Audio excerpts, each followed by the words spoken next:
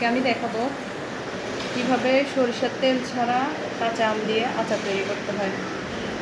প্রথমে দিয়েছি রসুন বাটা 2 টেবিল চামচ, সরিষা বাটা 3 টেবিল চামচ, 3টা বোম্বাই মরিচ। এখন দিব পরিমাণ মতো লবণ। এখন দিব মরিচ গুঁড়ো পরিমাণ মতো, যে যেমন ঝাল খেতে পছন্দ করে। একটু হলুদ গুঁড়ো, তাও পরিমাণ মতো। আমি এখানে 3 কেজি আম নিয়েছি।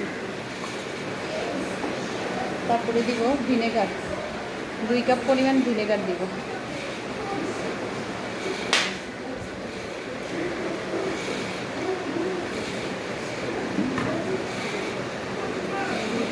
ভিনেগার দিয়েছি।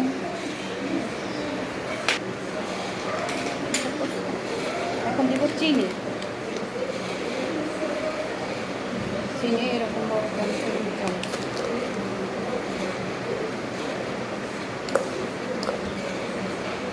চামচে 2 চামচ চিনি দিয়েছি আমি। এই যে আমার চামচের পরিমাণটা এমন ছিল।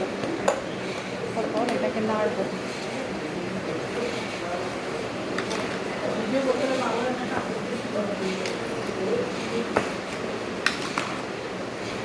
এটাকে নাড়বো।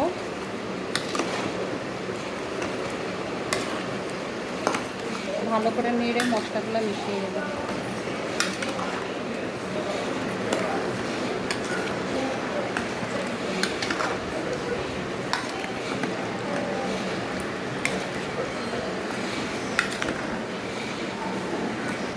এখন দিব আদা, 1 টেবিল চামচ পরিমাণ আদা কুচানো দেব।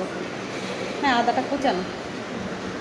তারপর সবগুলো মশলা আমি একসাথে মিশাবো।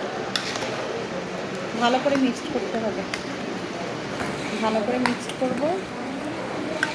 মিক্সড করে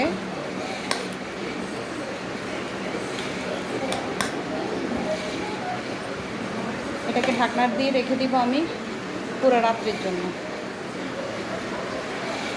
সকাল থেকে কৌটায় ঢুকাবো।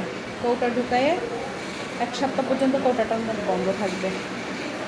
তারপর মুখটা খুলে আমরা সেই আচারটা খেতে পারবো। বাস, তখন পারফেক্টলি হয়ে যাবে সরিষার তেল ছাড়া কাসুন্দি আচার।